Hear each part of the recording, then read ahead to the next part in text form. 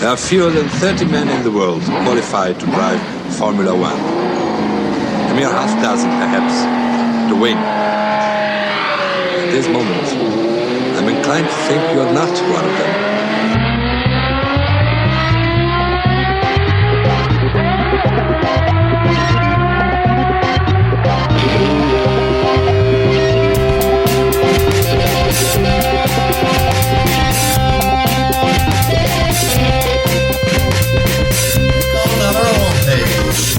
No, you want to. Keep up the good work, and there you have it. There you go. With the qualifying. Welcome to F1Weekly.com. My name is Clark Rogers. I'm the host of the program. I'll be joined by Nasir Hamid, my co-host. This is podcast number 1064, October 8th, 2024. Nasir? Thank you, sir. I say McLaren minting money. Alpine powered by Mercedes. Some are very pissed off. Michael Jordan teams up with Jacoby and Myers. We shall explain diligently. Thank you, Nasir. On today's program, Louis Vuitton Moet Hennessy takes over while Rolex leaves Formula One. Formula E to host all-female driver test in Valencia. And Roger Penske is bringing IndyCar and the Dallas Cowboys together for the Arlington Grand Prix of Texas. And this week's interviews, we've got Nikolai Tsolov from Bulgaria, a brief chat, of course, and we bring back Nasir's conversation with F3 champion from Hockenheim, the late Jules Bianchi. At the time, Frederick Vassar was the team principal at ART. And yes, I must remind everybody, yet we do need your contributions to keep this program on the air. Just click on the Support F1 Weekly tab. You know you'll want to. Nas, welcome to the studio. How you doing? Thank you, sir. No Formula One, but Formula Hurricane season in full swing in FLA. Good news is, sun will come up tomorrow, hopefully, and we shall have more motorsports in our lifetime. Where are we in California dreaming on the left coast? Yes, we are always dreaming on the left coast, Nasir. That's why we have the song. But nevertheless, yes, we got Renault out. We got Michael Andretti out. Now we've got another Grand Prix in Texas for IndyCar, another street course around a stadium. Very similar to Miami, so that should be interesting. And of course, that's for 2026. But Nas, I know you have a lot of stuff to talk about. So let's get going. Well, they say money makes the world go round. So let's start with McLaren minting money. Numbers look good for the 2023 fiscal year. Revenue up 31% to £431 million. That's a lot of money. This will include their teams in Formula One, IndyCars, and Formula E. Profit was £30.4 million before tax, compared to a £9 million loss in 2022. Increase in sponsorship money and fall in interest payments were the main drivers behind the numbers, according to the team. Now we look at Red Bull. Red Bull gives you wings and buco bucks. The team's 2023 revenue was £307 million, an increase of almost $30 million compared to 2022. Profit was £1.2 million. They were victims of their own success. Their entry fee for 2024 increased to $7.4 million or £5.6 million, and that is thanks to their uber success in the 2023 season. Now we come to the other side, how the other half lives. Williams. The bleeding never stops. Loss of £84.2 million in 2023. Loss in 2022 was £17.9 million. Revenue was £127 million. According to Valtteri, this is James, meaning Mr. James Vowles, Williams will have the strongest driver lineup in 2025. Somebody needs to check what Juan Valdez is grinding with their coffee in Grove. Mr. Rogers, do you agree with Mr. Vowles that Sainz Jr. and Albon is the best driver pairing for next season? Or could that be L.A., Lance and Alonso? What say you? Well, I think it's a pretty good driver lineup. I mean, I don't think it's the best. For the best, you've got to have pretty much, Fernando and Max? That doesn't exist. Fernando and LCH? That doesn't exist. So, I don't know. But he's got to feel good about it because I'm sure they're paying Carlos a pretty big sum for Williams. So, no, but I think Albon is going to be surprised on how strong Carlos is. Albon is already showing fissures with Colapinto. So we'll see where Colapinto goes and whether Carlos will be able to continue the cage rattling. Next on the agenda is Alpine powered by Mercedes. The guillotine has come down in Viry-Châtillon. Renault brought turbo power to Formula One in a yellow teapot at the 1977 British Grand Prix. This race also saw the debut of a complete unknown in Formula One, who will become very well known in a short time, Monsieur Gilles Villeneuve. The French company is the third most successful manufacturer in Formula One in terms of race wins, and we are talking as engine supplier. Their racing heritage is very impressive, going back to the very first Grand Prix in racing history, the 1906 French Grand Prix, which they won with Hungarian driver Francis on Michelin tires. But now, thanks to CEO Luca Di Meo and his paisan Flavio Briatore, they are saying bye-bye instead of bravo, bravo to their engine program. Most people will retain their jobs, and the Viry-Châtillon facility will become a research and development center for their next L plan. This is a sad day in French motorsports. It will be a very expensive and daunting task to restart a new Formula One engine program down the road. The road can be very long, winding, and rocky to turn a GP2 engine into a championship-winning F1 engine. References are available on the track, and they will explain gladly. Mr. Rogers, you and I remember the glory days of Matra. Alpine won the first World Rally Championship in 1973. R. Nige won his championship with Renault Power. The victory at Le Mans in 1978 with Didier Pironi and Jean-Pierre Josso. You have been suffering for the last few years. Is this the final nail in the coffin for you?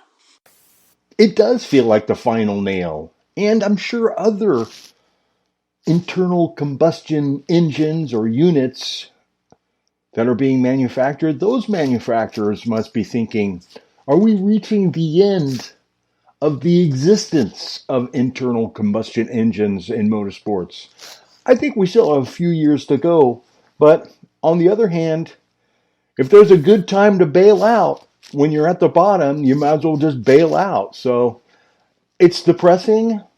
It's sad for the people of France and all those workers who will be retained for research and development, but indeed a very sad day for Formula One.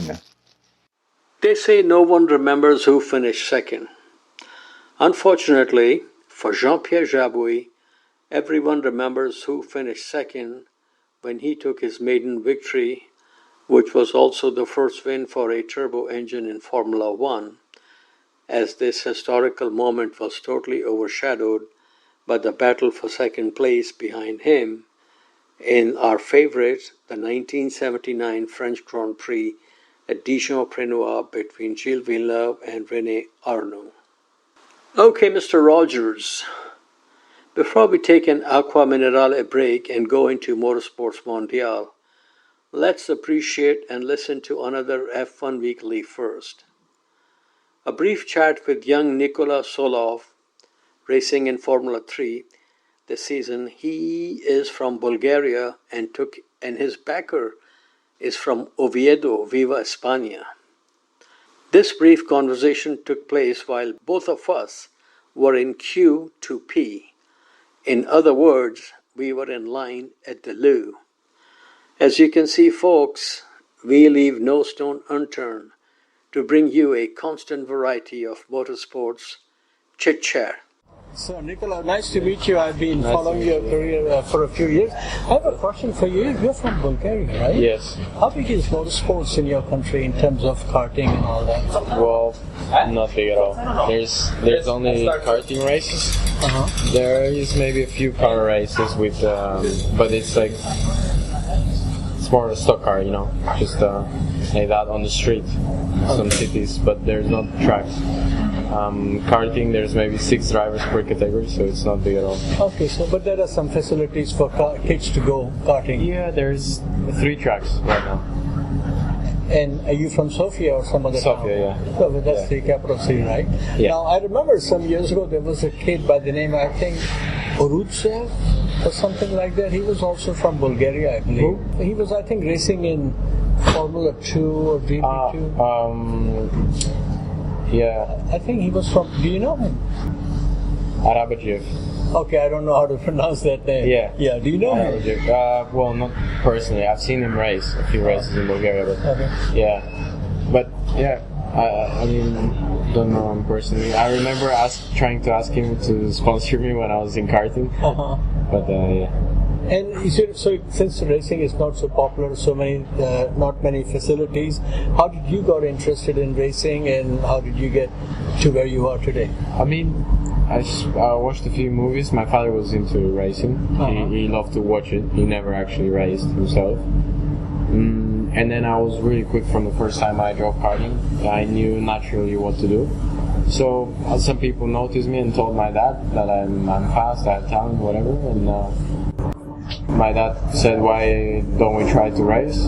We did one race and then decided to do the championship, won the championship, so that's how it got into it, and step by step it. And that was all in Bulgaria, the first championship? Yeah, first and second year were in Bulgarian karting, 2016 and 17. And then 2018 I did a few races in Italy, maybe 4. I was already on the podium in my 3rd race, I think, so yeah, we decided to do a almost full year in 2019. Now, when and how did you hook up with Senor Fernando Alonso? It was well, I was racing under his brand in karting in 2020 and 2021, and it was not a top team, so I was doing much better than my teammates, was winning some races, so he decided to contact with me in the end of 21 and try and help me with my career, because he knew that my financial situation is not so great, so he tried to help me with that. So I'm assuming you have met him? Yeah, of course. Nice guy? Yeah, we talk all the time. He's a really nice guy. Humble. No, that's good. Now I have to ask you, based on what he said. He said his kart was not very quick in the beginning? His team was not very quick? No, I think they were always quick, but they never had the best results. Okay. So when I went in the team, we worked together and we managed to get some good results that the team deserves. And it's so for me, it's being quick always, because now they're also winning in karting. After me, they managed to get more good drivers that can provide. And he's pretty much guiding. Who's guiding you, Alpine people or Alonso? Both of them. Both of them. It's a mutual decision between them. So are you a rock star in Bulgaria now? Maybe kind of. I don't know. Yeah, I don't go back there often, so. Yeah, okay. Where are you based, if I may ask? I live in Valencia right now in Spain. Yeah. But I like to go back to Bulgaria if possible more often, but it's just difficult with a racing calendar. Okay. Will you do me a favor? I'm going to give you my card. Yeah. Okay. I live in Florida. Okay. Okay. But since 2005, I do a couple of things. I report for this website. Here is my email address. Yeah. If you get a chance, shoot me an email, and I would like to call you on Skype and record an interview for you. And we have listeners all over the world, if that's okay with you. All right. No Okay. worries. Are you on Skype? But we've mentioned your name a few times on our podcast because I know you're very good. All right. So we would love. So do you speak Spanish since you're living here? Oh, that's good. Yeah. Very good. I understand Italian. I'm learning French now. And you speak very good English, I must say. Yeah, it's like my first language right now. So I speak it more than Bulgarian. So. Yeah, cool. I'm sorry. Okay, all the best and thank you so much. Thank you. Okay, we'll be in touch. Nikolai, thanks for joining F1Weekly.com. And Nasir, on that note, why don't we take a quick break? And we'll be back after these brief messages. Hi, here's Fabio Leimer, and you're listening to F1 Weekly. Welcome back to F1Weekly.com. Clark Rogers here, your host. And now, as we spin the globe and go around the world with Motorsports Mondial and the king, the Swami himself, Nasir Hamid. And we start Motorsports Mondial with our usual. Greetings and racing regards. MotoGP from Motegi, the Japanese Grand Prix. Pecco picks win number 8. Francesco Bagnaia took his 8th victory of the season on his Lenovo Ducati. In the championship, he is now only 10 points behind Spanish rider Jorge Martin. Pecco's victory was win number 900 for Italian riders in MotoGP, so that is very impressive. He is shooting for 3rd consecutive MotoGP title, and 4 races remain. So a lot of points on the table. Martin was 2nd on Sunday, and Marc Marquez was 3rd. Next, sir, happy news for the Schumacher family. Gina Schumacher got married last week in parents' palatial palace in Mallorca, and of course, she is the daughter of Michael and Corinne Schumacher. Uncle Ralph was among the invited guests. No camera or cell phones were allowed. The only photo I was able to see was the happy bride with her mom and Jean Todt, and we wish the bride and the groom all the best and happiness. Next, Mr. Jimi Hendrix had a question. Are you experienced? Let's see who can answer this question from the F1 grid this season. Not surprisingly, numero uno is Ombre, who made his debut in 2001 with Kimi Raikkonen and Juan Pablo Montoya in Albert Park, and both of these gents are long gone from Formula One. The one and only El Machismo, Senor Fernando Alonso, has the most Grand Prix starts at this time, 394. Incredible. The following 4 are no longer in Formula One. Kimi, 349 starts. Rubens Barrichello, 323 starts. Michael Schumacher completes the top 5 with 307 starts. JB, aka Jenson Button, sits on 306 and Seb on 299 starts. Next up, among the active drivers is Senor Sergio Perez, aka Checo, in 8th on 275 starts. Very, very impressive. Mr. Rogers, Nando will reach 400 Grand Prix starts in the season finale in Yas Marina. He has already experienced Indy 500.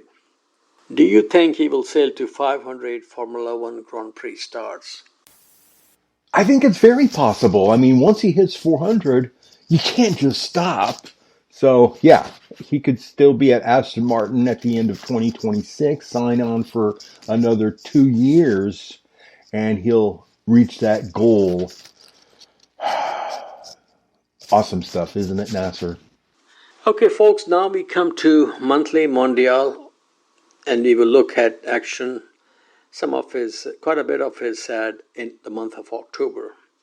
From 1961 to 1980, Watkins Glen was the home for the US Grand Prix in October. It saw some interesting first wins, like Innes Ireland taking his first win, and also first win for Team Lotus in 1961, which was the first ever Formula One race at Watkins Glen, and a beautiful track. And my shout out to Signor Pasquale for giving me a ride there, and in the near future we shall do this again. In 1966, one and only win for a 16-cylinder engine when Jim Clark won the race in his Lotus. 3 years in a row we saw maiden wins. 1969, Jochen Rindt in a Lotus. 1970, Emerson Fittipaldi also in a Lotus. And in 1971, one and only win for Francois Sever in a Tyrrell came at Watkins Glen. 2 years later, in 1973, Sever was killed during qualifying. His teammate Jackie Stewart withdrew from the race, so his amazing F1 career closed with 99 Grand Prix starts. The next year, there was another fatality when young Austrian Helmut Koenig was decapitated during the race. Other drivers who passed away in October include Denny Hulme. He was 1967 world champion, first and only from New Zealand. He suffered a heart attack while racing in the famous Bathurst 1000. And when I was at Bathurst with our mate JB, the original JB, Mr. Jensen Bentley, he gave me a few laps of the track, which is fantastic, and also showed me the spot where poor Denny stopped his car after he passed away, when he had his heart attack and passed away in the car at that spot. Next, André de Chazres. He drove for McLaren, Ligier, and many other teams. He started from pole position at Long Beach in 1982. He was killed on October 5, 2014 in a motorcycle accident in his hometown, Rome. His accident took place on the same day as Jules Bianchi's accident during the Japanese Grand Prix. Now we come to Gunnar Nilsson. This Swedish driver was Mario Andretti's Lotus teammate in 1977. His only victory came that season in the Belgian Grand Prix at Zolder. Nilsson was suffering from cancer and passed away on October 20, 1978, only a few weeks after the death of his countryman Ronnie Peterson following his accident at Monza. We move on to Joe Siffert. This Swiss driver was very successful in sports car racing with Porsche and had 2 Grand Prix wins, the 1971 Austrian Grand Prix and the 1968 British Grand Prix at Brands Hatch. It was at this track, located in beautiful Kent, that in a 1971 non-championship Formula One race, Siffert lost his life in a fiery accident. And as Mr. Carlos Reutemann told us when we interviewed him in Buenos Aires, this was Carlos Reutemann's first Formula One race. What a way to enter Formula One. Finally, the first Formula One race in the month of October took place in the season of 1951, and it was the Spanish Grand Prix at Pedralbes near Barcelona. The result was an Argentine 1-2, with Fangio winning in his Alfa Romeo over compadre Fräulein González in a Ferrari. And it was in October, very sadly, that Jules Bianchi had a terrible accident during the Japanese Grand Prix in 2014. He passed away in 2015 without regaining consciousness. He was one of the friendliest and polite young drivers I ever met. Got to know him fairly well through my friend Olivier, who still works for Nikolai Tsolov management company, All Road Management. In fact, it's so interesting. When I got to know Nicola before this All Road Management company was started, and he was, even at that time, was working for Nicola Todd. And I remember very well Olivier sending me an email that here is my new contact info. I'm working with the same people, and we are now starting a driver management company, and our first client is Jules Bianchi. The first time I met Jules was in 2008, I believe it was 2008 at Mugello, when he was in Formula 3, and I also met his grandfather, Mauro, who was also a racing driver. In 2010, I had the opportunity to meet his mom and dad at the Abu Dhabi Grand Prix. We remember him today by playing one of the conversations I had with him while he was on his way to Formula One. So Jules Bianchi gone, but definitely not forgotten. Okay, the first interview we're going to play for you is from 2008. And then after that, we'll bring in the 2017 Hockenheim interview. Both, of course, with Nasir Hamid. Okay, this first interview is a young French driver, and he is doing a good job and has been very successful in junior Formula A. Now he is with the ART team, which is co-owned by Mr. Nikolai Tsolov, Bambino Jean Tsolov, and I saw him race at Mugello this year in April, and that's where this conversation took place. And his uncle Lucien Bianchi was the winner of the, I believe it was the 1968 Le Mans 24-hour race. And this interview was arranged by his manager, Mr. Olivier Meilhout, who is from France, is now based in Switzerland. And Olivier and I have been business associate for a few years, and I want to thank him for his time. And Olivier will be here in San Francisco in August, so I will hook up with him. And so thanks to Julien Bianchi and Olivier Meilhout for their time, and I hope listeners enjoy the conversation. Les conversations. Okay, I'm here in Mugello with Jules Bianchi, and Jules, you finished third in the race, is that correct? Yeah. Congratulations. First question for you, you are from a racing family. Your grandfather Mauro was 3 times champion in GT class, and your uncle Lucien was a Le Mans winner. How old were you when you decided to become a professional racing driver? I was 10 years old, because I was driving a lot of karting, so with my father we decided to do it. Did you get any, were the family supportive of your efforts, or did they try to talk you not going into racing? No, they support me a lot. Okay. In karting you were Asia Pacific champion in 2005, French champion in 2006, and also did very well in Italian and European championships. How is the level of competition in different parts of the world? It was all the time very good, because in karting everybody can be fast and it's more close the time, you know. Have you ever raced in the United States? We do our program from US. I don't know it. No, never. Okay. What are some of your best memories from your karting days? It's my victory in Asia, in Suzuka. Any other memories or races that stand out? Yeah, the World Championship in Braga in 2005, because I started last and I finished 4. Now, most of the drivers these days come from karting. Can a person become a good racing driver without going through karting? I think it's possible, but with karting you can get a lot of experience, so it's very good for get a good driver. What is the most important thing you learned in karting that you now use in motor racing?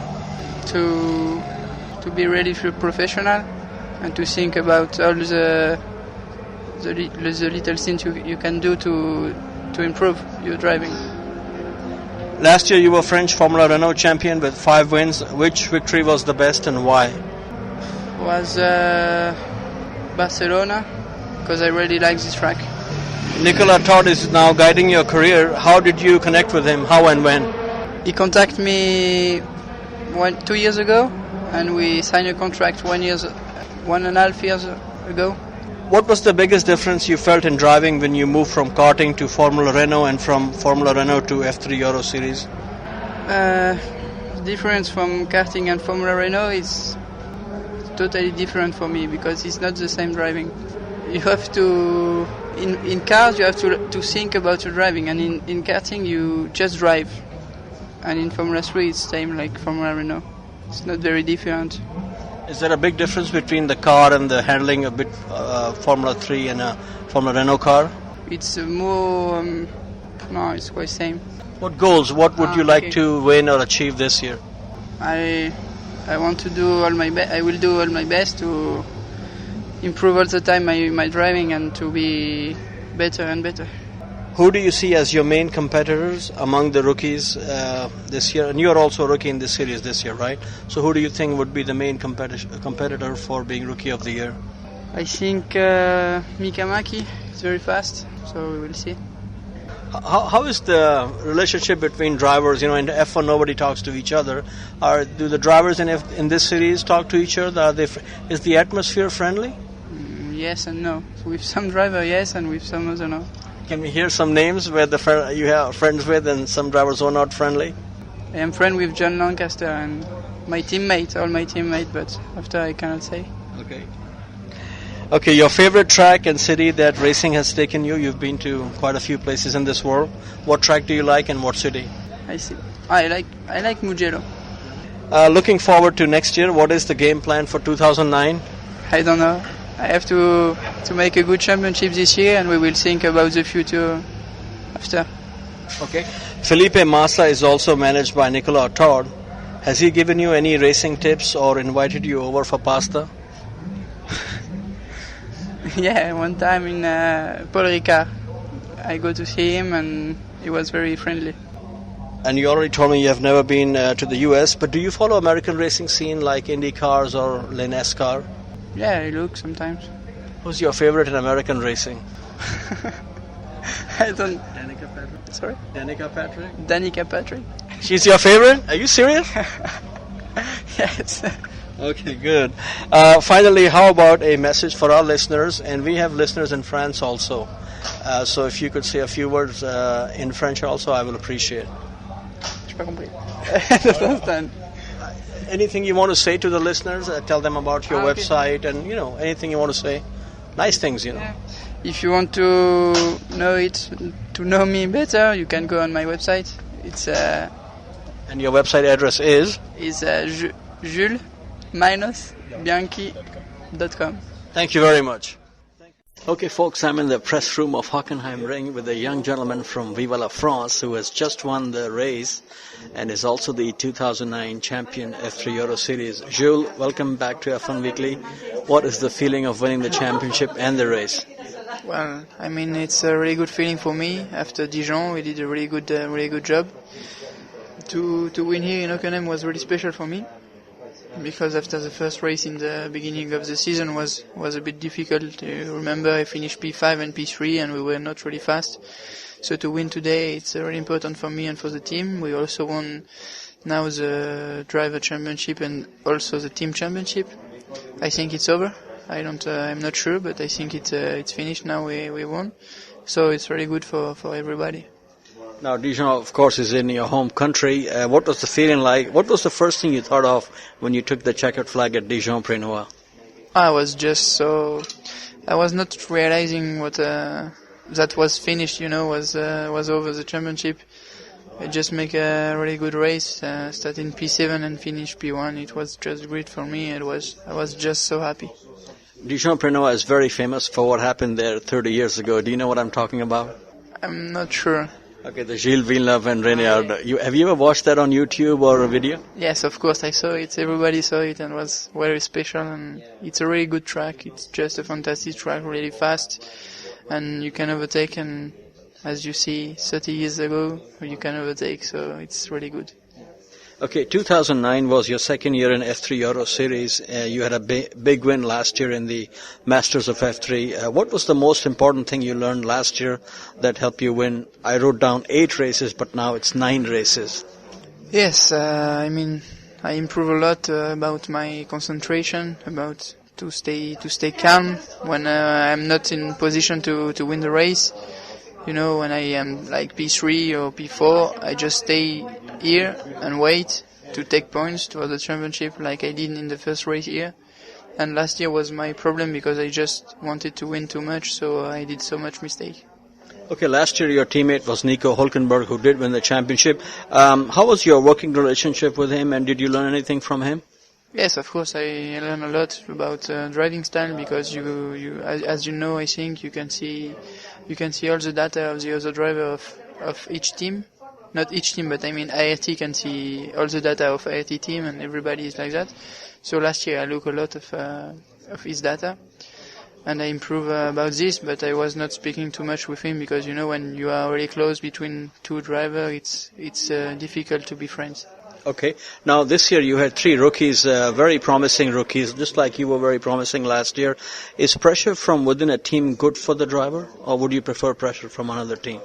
Oh, of course, it's good to have a good driver in my home team, in the same team, because after that you can look at the data, you can improve yourself. So for sure, it's better to have a good driver in your team than not a good driver, because you improve so much. The first pre-season testing took place in Estoril, Portugal, and you had the fastest time on both days. Did that give you high confidence for the championship this year? Yes, of course, the test helped me a lot. We did a really good job. We work a lot. We test a lot of things in Estoril and also in Valencia. So for sure was the most important thing is to get the championship well prepared. You know, if you arrive in the first race and you are well prepared, for sure you will do first part of the season really good. So you have to arrive well prepared, and we did it. We was really good prepared for the first race. I mean, normally yes, but for sure we had a problem in rear bump in Hockenheim first race. So it's for that we were not really fast, but we were prepared enough, so it was good. You took pole position for the 2009 Masters of F3 at Zandvoort, but then you were given a 5-grid penalty. How disappointed were you, and do you think the penalty was justified? I mean, of course, I was a lot disappointed because nobody won two times the Masters. So I was a lot disappointed because we did a really good job. We made the pole position, so I cannot say nothing because the marshal decided like that. What can I say? Yes, of course, I was disappointed, but they did our job. Did you cry? Yes, of course. Okay, good. Nice to know you're human. Okay, Zandvoort was also the place where you scored your first pole position of the regular season. What was the reason for winning races but not pole till round 7? Because, I mean, maybe a bit of bad luck in qualifying. Of course, in Nürburgring I had bad luck because the track was drying, and Alexander Sims makes the pole position in the last lap. So for sure, no racing was like that, but I was all the time P2 or P3, so I was not far. And then in Zandvoort, everything was going really well, and I wanted to take my, how you say it, after the master, you know. I was hungry, so I wanted a lot to win here, and I just push and work a lot with my engineer. Okay. You won both races going back to Zandvoort. Saturday win was special as it was 100th win for Mercedes-Benz in F3 Euro Series. Did you get a big hug from Norbert Haug? Not a hug, but for sure we spoke together, and it was really, really good to meet him. What were some of the best moments and highlights and lowlights of this season? For me, the best moment was Zandvoort, because I won 2 races in the same weekend, same meeting, so it was for sure the best moment of the season. Okay. There are several young drivers who are pretty good and fast here. Who impressed you most, and who was the biggest surprise for you in terms of speed among the other drivers? For sure, Valtteri was very impressive this year. He did a very good job. I think he will finish P3 in championship. It's not sure yet, but normally it will do it. Will you help him? I'm not like that. It's not my goal. If I am behind him, for sure I will not brake so late and crash with him, but I will do my race and I will not look at everybody because it's so difficult to do that. But if you're leading and he's trying to win the race, you're going to say to him, adieu à la nuit? Yeah. No, for sure I will not let him win the race if I am first and he is second. I don't want to do that. Yeah. Now, separate issue, as a racing driver, you know what happened with the Piquet situation in Singapore. First of all, when you first heard it, did you believe it? And what's your thought on it? No, I didn't think it was true. I just thought it was bullshit. But at the end, it's true. So I don't understand that. It's his decision. So nothing to say. Are there any team orders, not to crash, but during the regular season with ART between drivers?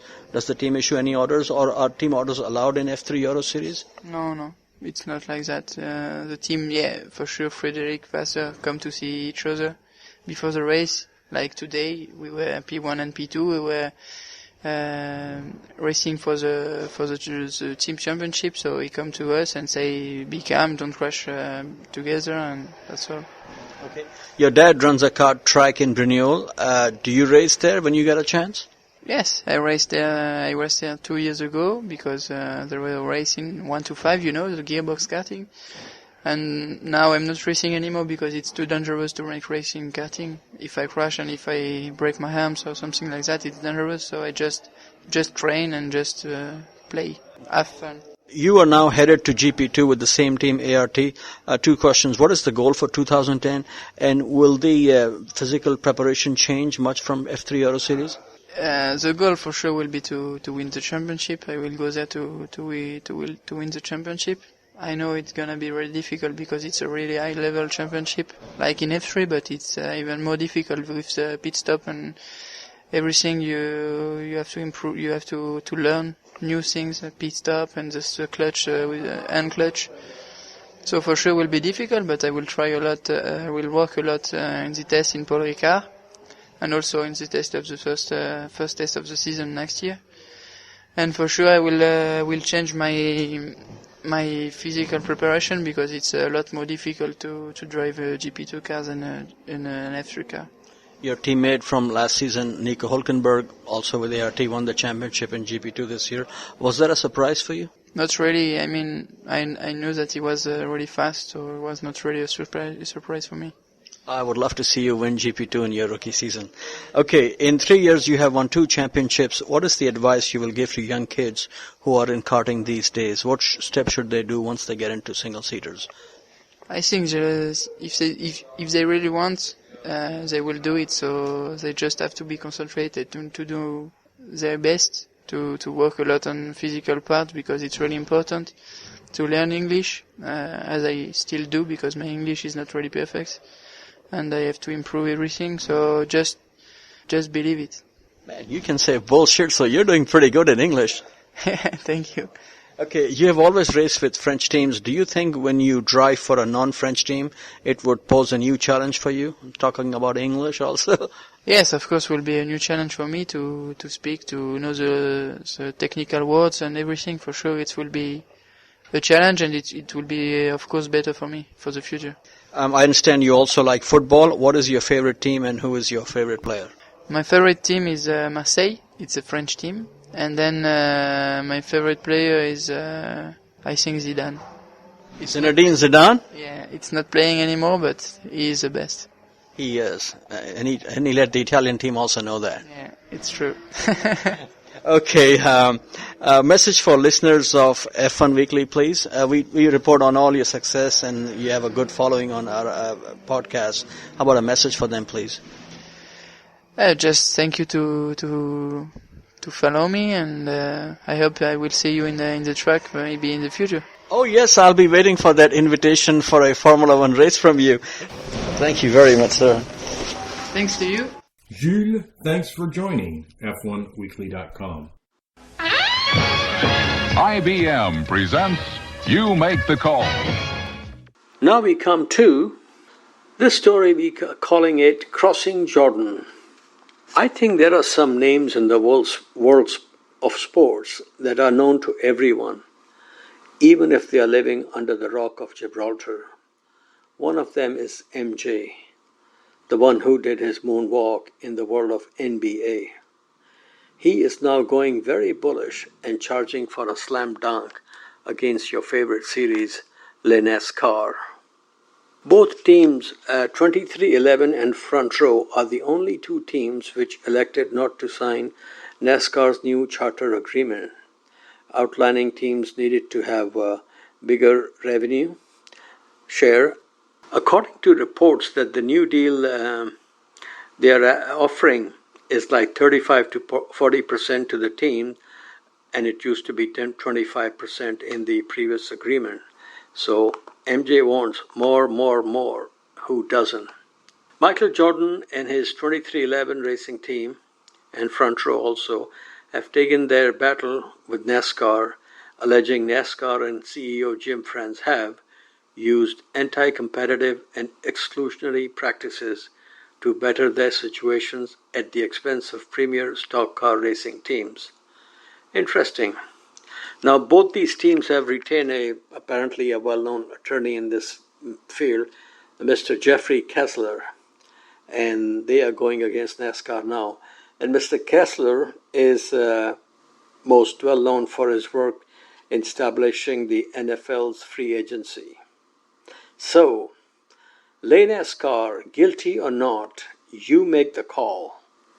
Mr. Rogers, you are normally on the side of France, but this is Bill France Familia versus Chicago Bulls.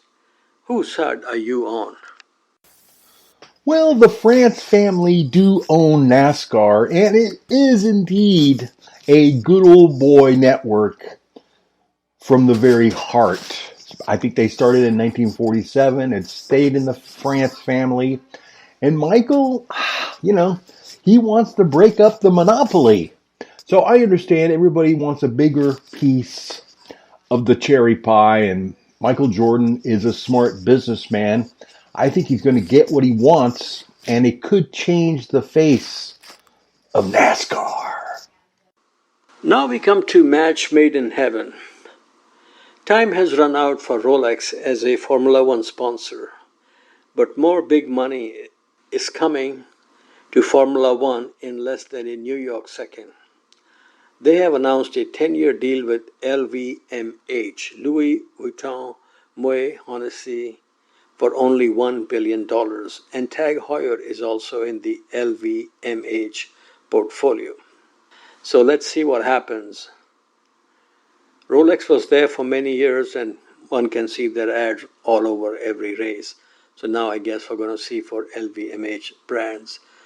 And as much Formula One is thriving, as many F1 experience tickets they are selling, which are not cheap and not for the unwashed masses, I'm sure LVMH realizes the importance of this sport now, which is so big globally. And folks, hang on to your seats. Put the seatbelts on. Badoer is back. But don't panic. It's Brando, the son of Luca. He is now in the brown bag as McLaren has picked him up as a junior. They will put him in Formula 3 season next season, and let's hope his teammate is not Mass Jr. Interestingly, I was reading a press release from McLaren, and their commercial director and lady in charge of driver development, Stephanie Carlin, wife of Trevor Carlin, and they ran a team for many years in British Junior Series, which now is known as Rodin Motorsports. And I've known Stephanie for many years, long before she came to McLaren, and she's always very nice and kind to me. Even when I met her at Imola a few months ago, she stopped and had a chat with me. So hopefully we'll get some more info in Austin, Texas, and I'm pretty sure she will be there. Last I met her was, as I said, in May at Imola, and also had some conversation with her in Miami. And folks, now we come to famous last words, Carlos Ghosn. The hybrid era started with Mercedes' domination. Renault was thrown under the bus by Christian Horner with no regard for winning 4 championships in a row with their power. Things got so bad, top 3 wise men at Red Bull, Mr. Horner, Dr. Marco, and Mr. Adrian Newey, went to see the Renault CEO, the now famous escape artist in a music box, Carlos Ghosn, in an effort to convince him to increase F1 spending so they can get more competitive. The Brazilian CEO of Lebanese heritage said, and I quote, "I have no interest in Formula One. I'm only in it because my marketing people say I should be," end quote. Well, no wonder results are what they are. Do you have any say on this, Mr. Rogers? This is your home team after all. Well, our friend in Lebanon, Mr. Carlos Ghosn, that's where it all ended, really, for Renault, for Formula One. for fans like moi. And it's very, very sad, but as they say, all good things do end. So it's been a fantastic journey. I can't wait for the specials on Renault on Netflix, which will never arrive.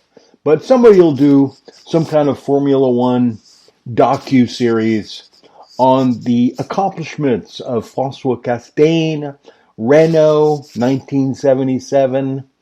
And it's a great story. It's wonderful. There's so much to talk about, but it is over. And now we just have all the memories. Okay, folks, finally we come to Musical Mondial. Chris Christopherson passed away last week. He did a lot of things in his life. One of them was songwriting, and he was very good at it. Here is one of his best works. Bobby Thumb the Diesel gives me serious goosebumps every time I listen to this song. It was also recorded by a lady who described herself as a simple girl from Port Arthur, Texas. Thank you for listening and please enjoy. Till we meet again in the Palatial Studios, somewhere near Salinas. Bye-bye.